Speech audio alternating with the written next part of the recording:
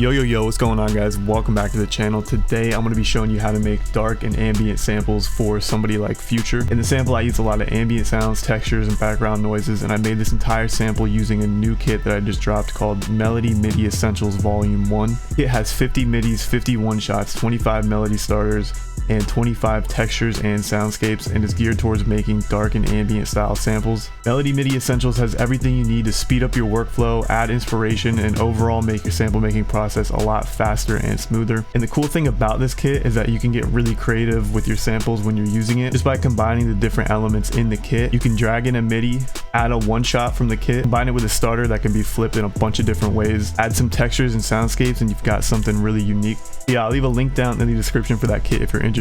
Available for 25% off on the DNX website until March 31st, so until the end of the month. But anyways, don't forget to subscribe to the channel, like the video, and let's get into breaking down the sample. Alright, so as you can see, I have the final sample pulled up here. We're sitting at 155 BPM. Final sample is in C minor, and like I said, everything in this sample is from the Melody Midi Essentials Volume 1. I'm gonna go ahead and play the sample so you can hear how it sounds, and then go in and just break everything down.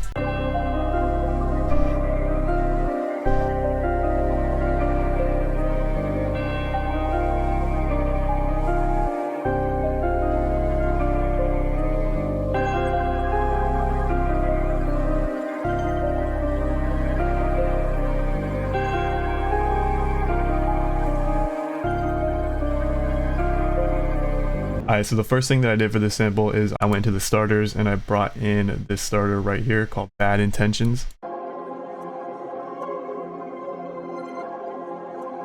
And then all I did was I reversed it and then I pitched it down 5 semitones. And then I put it to its own mixer track, and I just added an EQ to take out some of the low mid. So I have that for the first part right there, and then all I did was I copied that over and then I pitched it up an octave by changing this range to 12. So each one of these is 1 semitone, so 12 of them is 1 octave. And when you're doing this, you want to make sure that the mode is on stretch so that when you're manipulating the samples, they don't get messed up or sound weird. But for this one, I just pitched it up an octave, I reversed it, I messed with the pitch, and then I have this this third part right here after where the hook would be. And what I did is I just chopped up the beginning of that starter, and then what I did is I just dragged this fader knob so that the sound would just go in and out. So I'll go ahead and play what the original sounds like, and then I'll go ahead and play what this part sounds like right here.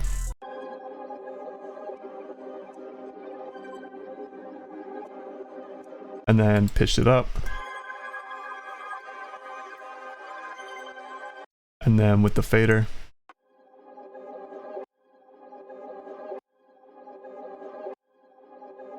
So the next thing that I did is I went into the kit and I grabbed a key from the one shot called Real, and this is what it sounds like.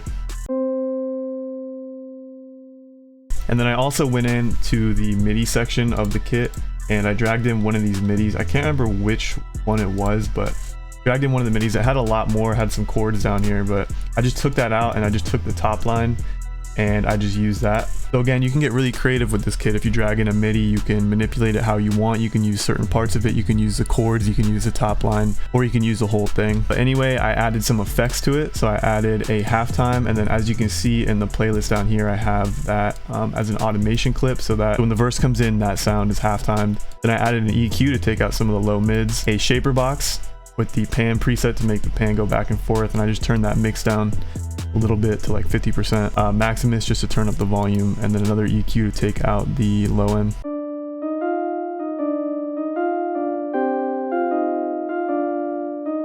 I had that first pattern right there, and then what I did is I selected all of it, I hit Alt Y to flip it, and then I kind of messed around with some of the notes. I changed some of the notes just to make it a little bit different, and I added that as a second part for the hook.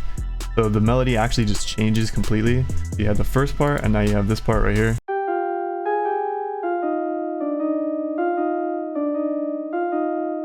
Once I had that melody laid down, I went into the one shots again and I grabbed this bell called Wash. This is what it sounds like. And then I added this really simple pattern right here.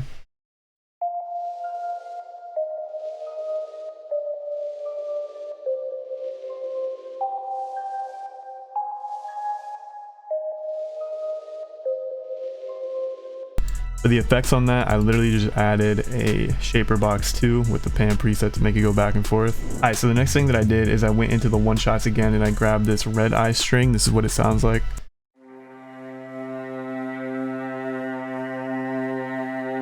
And instead of using the string as a one shot, I kind of used it like a phrase. So I just dragged it into the playlist and it was already at C minor. So I just made sure that it fit to the BPM. So I just stretched it out, made sure it fit. And then I duplicated the string. So I just made a new one, made it unique. And I just used it as basically a phrase. So the first note was at C minor. And then I wanted to pitch that up 3 semitones. And then I wanted it to go back down 1 semitone. So I just pitched it down to 2 semitones from the original. And I also use these volume faders so that the different notes can kind of blend together. So as this one goes out, this one comes in, and then same thing for this one. When this one goes out, this one comes in at the end. I didn't add any effects to this string. I just left it as it was, and this is what that sounds like.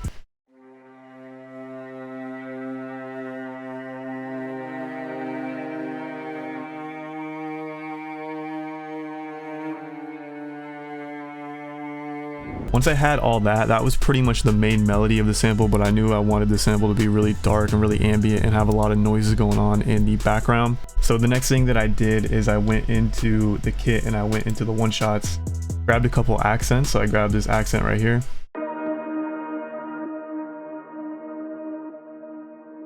And then I also grabbed this one.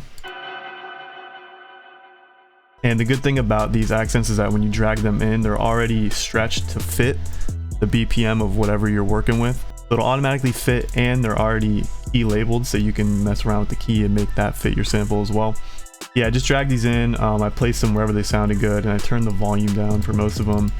I have this one at the very beginning and then I have this one and then it kind of repeats. So I just cut this part out right here, this part right here, and then I just copied that over, turn the volume down a little bit more, and this is what that sounds like.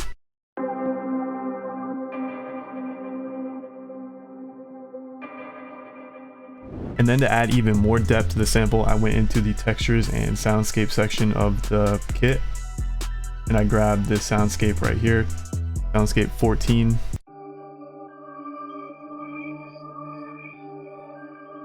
then I also grabbed this texture.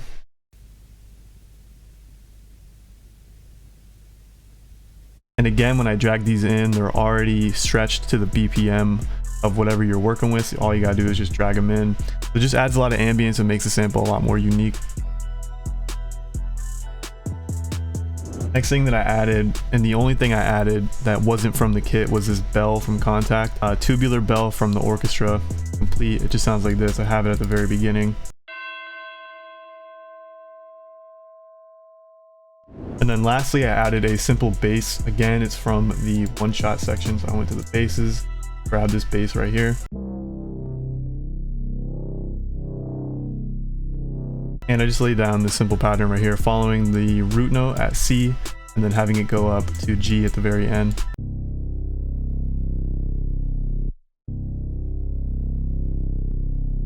So once I had all the sounds, the next thing that I did is I just structured it how I want to, and I usually structure it like a song. So I have this first part right here with the starter pitched down, and then the first melody, and then the starter gets pitched up, and then I have the second melody come in, the strings, the bell, and all the textures and everything. Then I take the bell out and I switched to the background pad right here where it kind of fades in and out with the first melody. Then I bring the bell back in for the second part of the verse.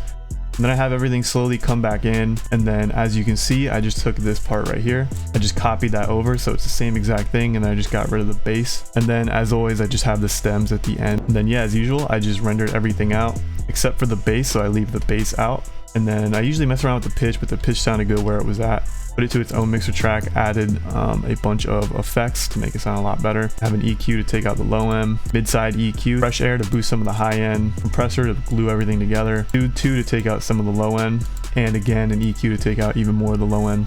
Yeah, that's pretty much it for the sample. That's how I go about making dark and ambient samples for somebody like Future. Like I said, I'll leave a link down in the description for the Melody MIDI Essentials Volume 1. And again, that's 25% off until March 31st. Yeah, hopefully you guys learned something new. Hopefully you take something away from this video, and I'll see you in the next one.